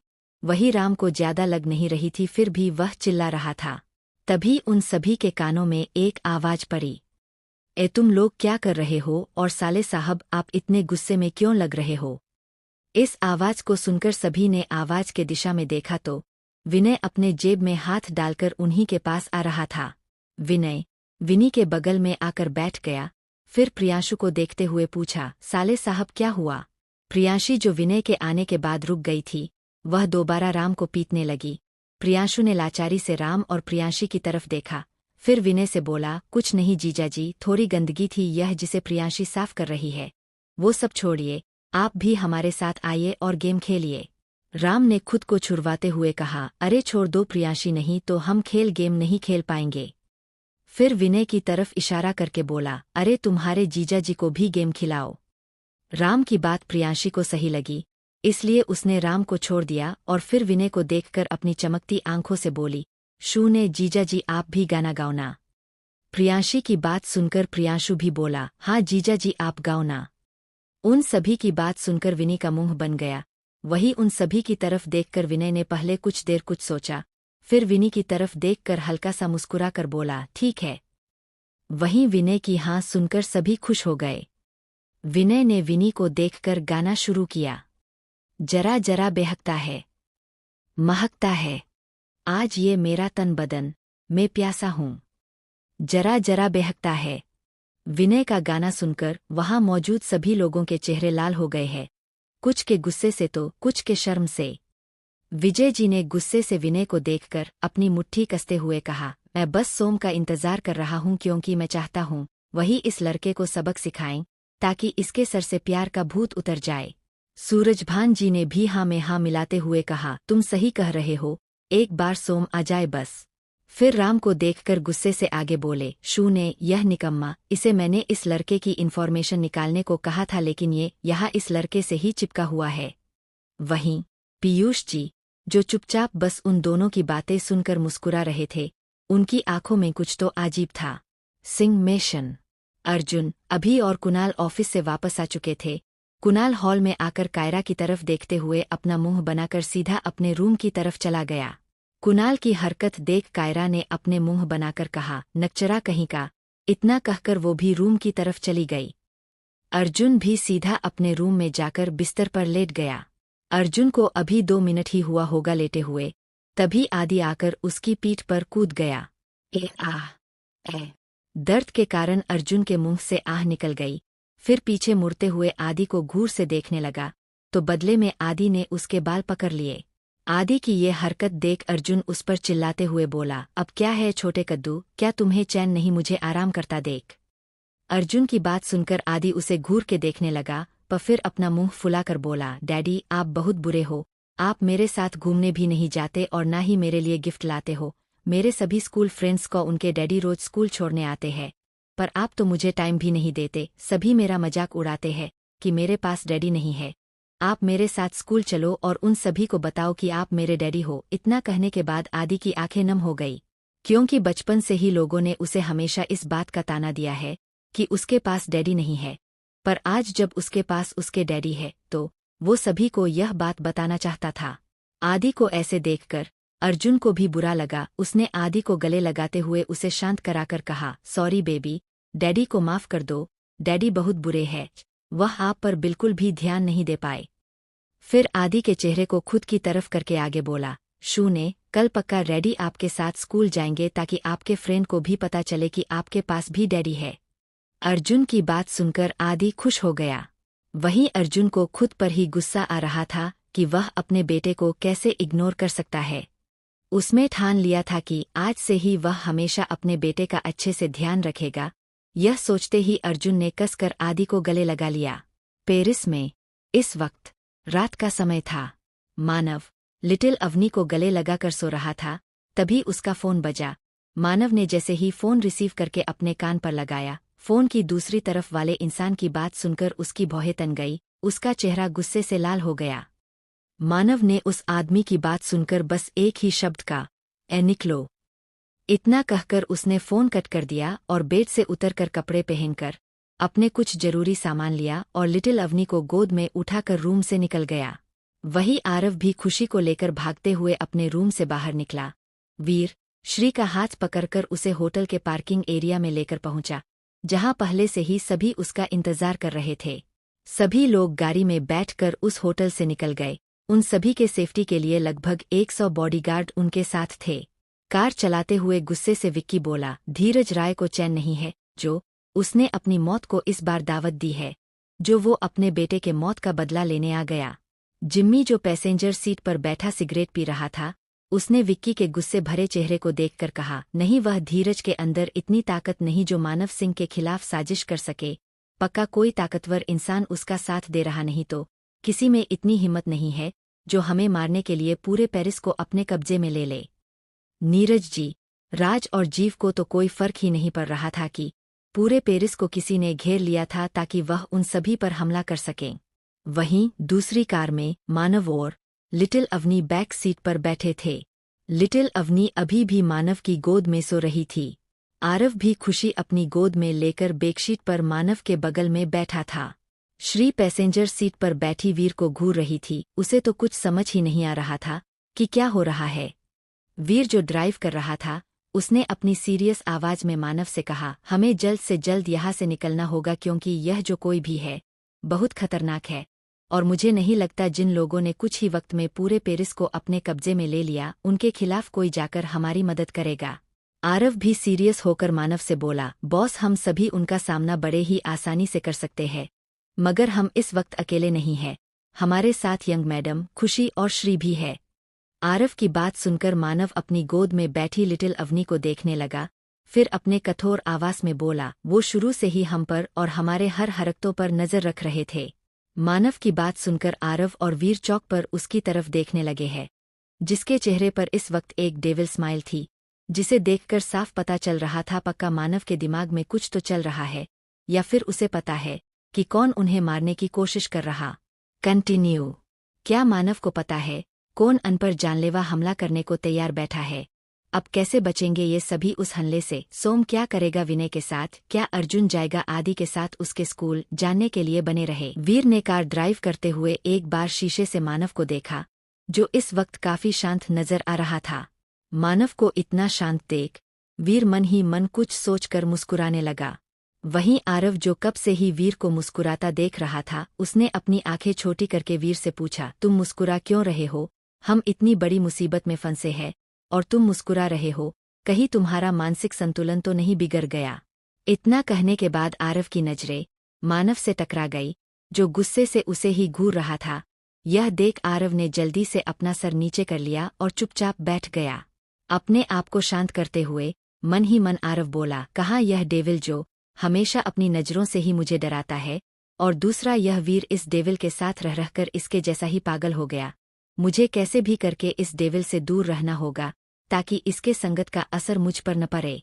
मानव आरव की मन की बात से अनजान अपनी ही सोच में गुम था। तभी वीर की आवाज ने उसके ध्यान को तोड़ा। ए बॉस, हमारे कार के पीछे कई सारी काली गाड़ी आ रही है। इतना कहने के बाद वीर फिर से कार के शीशे में पीछे से आ रही गाड़ियों को देखने लगा, तो वहीं वीर की बात सुनकर मानव का चेहरा काला पड़ गया। गुस्से के कारण उसके माथे की नसें साफ नजर आने लगी। कार के अंदर का तापमान गिर गया। मानव के आसपास से एक अलग ही खतरनाक ऑरा निकलने लगा। उसने वीर से अपने कठोर आवाज में सिर्फ 2 शब्द कहे, ए प्लान जेड। मानव के इतना कहने के बाद वीर ने कार की स्पीड और बढ़ा दी। मानव के बॉडीगार्ड ने उसकी कार को चारों तरफ से घेर लिया था ताकि कोई उन्हें नुकसान न पहुंचा पाए। अभी 1 मिनट ही हुआ था तभी ब्लास्ट होने की आवाज उन सभी कानों में पड़ी। जिम्मी ने खिड़की से झांक कर देखा, दुश्मनों ने उनके बॉडीगार्ड के कार को ब्लास्ट कर दिया है।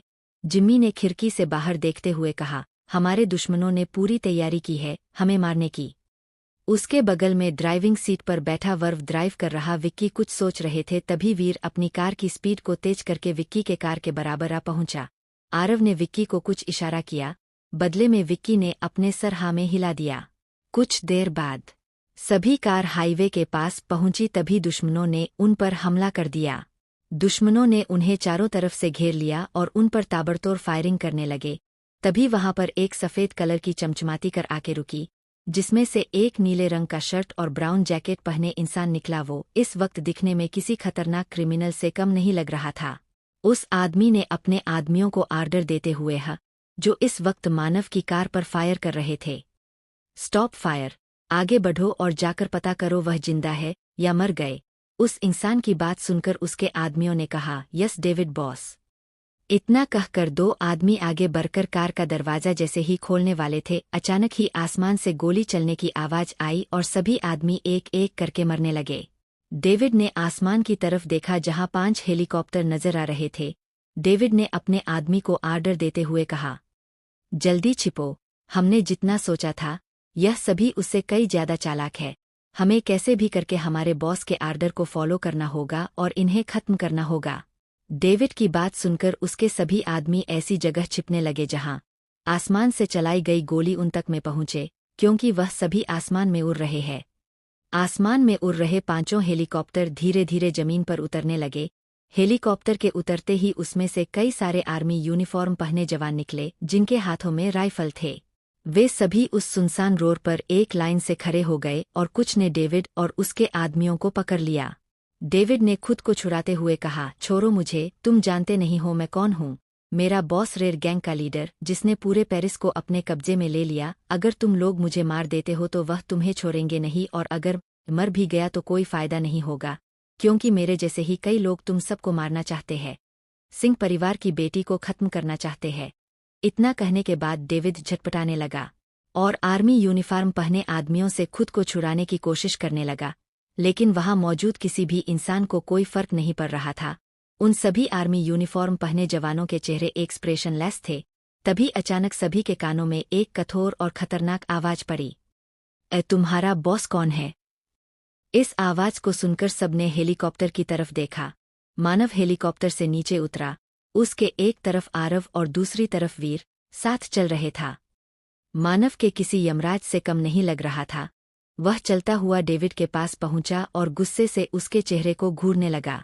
डेविड की हालत तो मानव को देखते ही खराब हो गई, क्योंकि उसे अच्छे से पता है मानव सिंह कोई आम इंसान नहीं है, वह साक्षात एक राक्षस है। डेविड के चेहरे पर डर नजर आने लगा। उसने हिम्मत करके मानव से अपनी लड़खड़ाते जवान में कहा, देखो, अगर तुमने मुझे मार दिया तो रेड गैंग तुम्हें छोड़ेगी नहीं। वह सभी मेरे मौत का बदला तुमसे जरूर लेंगे, इसलिए मुझे जाने दो।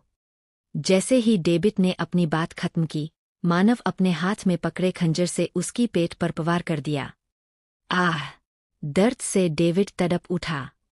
मानव ने उसके जबड़े को कसकर पकड़कर अपने दांत पीसते हुए गुस्से से कहा, मानव राजवंश सिंह से कोई ऊंची आवाज में बात करें यह उसे पसंद नहीं है, इसलिए अपनी आवाज और नजरें दोनों नीचे रखो। मानव की डरावनी आवाज सुनकर आर और वीर भी एक पल के लिए कांप गए। मानव ने डेविड के जबड़े को छोड़कर अपने हाथ में पकड़े खंजर को घुमाते हुए उससे पूछा, तुम्हारा बॉस कौन है? किसने तुम्हें यहाँ भेजा? और हाँ, झूठ बोलने की कोशिश भी मत करना, वरना ऐसी दर्दनाक मौत दूंगा कि तुम्हारी रूह भी कांप जाएगी। इतना कहने के बाद मानव एक डेविल स्माइल करने लगा। जब डेविड काफी देर तक कुछ नहीं बोला तो वीर ने आगे बढ़कर उसके मुंह पर एक पंच जड़ दिया और उसके कॉल को पकड़ते हुए पूछा, बोल, कौन है तेरा बॉस? और जहां तक मुझे पता है आज तक हमारा सामना कभी भी रेड गैंग से नहीं हुआ, तो भला वह हमारे जान के दुश्मन क्यों बनेंगे? वीर का मुक्का इतनी तेज था कि एक पल के लिए डेविड को सब धुंधला दिखाई देने लगा। उसने अपना सर झटक कर कहा, हाँ, ये सही है, रेड गैंग का सामना कभी तुम लोगों से नहीं हुआ। मुझे बस इतना पता है, वह एक औरत है जो हमारे लीडर के बहुत ही करीब है। उसके कारण ही बॉस ने हमें घोड़दर दिया है तुम सबको खत्म करने के लिए। लेकिन हाँ, उन्होंने हमें मानव सिंह को जिंदा रखने को कहा था। जैसे ही डेविड की बात खत्म हुई, मानव, जो उसकी बात बड़े ही ध्यान से सुन रहा था, वह अचानक जोर जोर से हंसने लगा। उसकी हंसी इतनी डरावनी थी कि वहां मौजूद सभी लोगों की रीढ़ की हड्डी तक कांप गई। आरव ने जब मानव की इतनी खतरनाक हंसी सुनी तो उसने डरते हुए पूछा, बॉस, आप हंस क्यों रहे हैं? क्या आप उस औरत को जानते हैं? मानव आरव के बारे को इग्नोर करके और जोर जोर से हंसने लगा, जैसे वह पागल हो गए हो। मानव जब हंसना बंद किया तो डेविड ने उससे डर से कांपते हुए उसे छोड़ने को कहा, प्लीज मुझे जाने दो, मैंने तुम्हें सब बता दिया है जितना मुझे पता था। डेविड की बात सुनकर मानव ने अपनी खतरनाक नजरें उस पर डाली तो फिर डरावनी स्माइल करके बोला, ए रियली? जो इंसान अपने बॉस को धोखा देकर उसके अंदर दुश्मन को सब बता दे, उस पर भला मैं कैसे विश्वास करूं? मानव की तरफ डर से देखते हुए डेविड ने पूछा, तो तुम क्या करना चाहते हो? उसने इतना कहा ही था कि तभी उसे पेट्रोल की महक आने लगी। डेविड ने अपना सर चारों तरफ घुमाकर देखा तो मानव के बॉडीगार्ड, उसके आदमियों और उसके ऊपर ही पेट्रोल छिड़क रहे हैं। यह देख उसने गिड़गिड़ाते हुए मानव से कहा, प्लीज हमें जाने दो, प्लीज। उसको ऐसे देख मानव को कोई फर्क नहीं पड़ा, बल्कि उसके उलट उसे बहुत ही सुकून मिल रहा था। उसने वीर की तरफ कुछ इशारा किया और एक डेविल स्माइल करते हुए डेविड से बोला, अब भगवान तुम्हारी आत्मा को कभी शांति ना दे। वीर मानव का इशारा पाकर अपनी जेब से लाइटर निकाला और उसे जलाकर डेविड और उसके आदमियों के ऊपर फेंक दिया। ए आह! ए! दर्द से तड़पता हुआ डेविड चिल्ला रहा था और उसकी चिल्लाने की आवाज सुनकर मानव को बहुत ही सुकून मिल रहा था। उसे इस तरह से जलता हुआ देखकर मना एक बार फिर से पागलों की तरह हंसने लगा। यह मानव वह नहीं लग रहा था जो हमेशा लिटिल अवनी के सामने बहुत ही शांत और प्यारा रहता था। यह एक मास्टर और शैतान मानव है।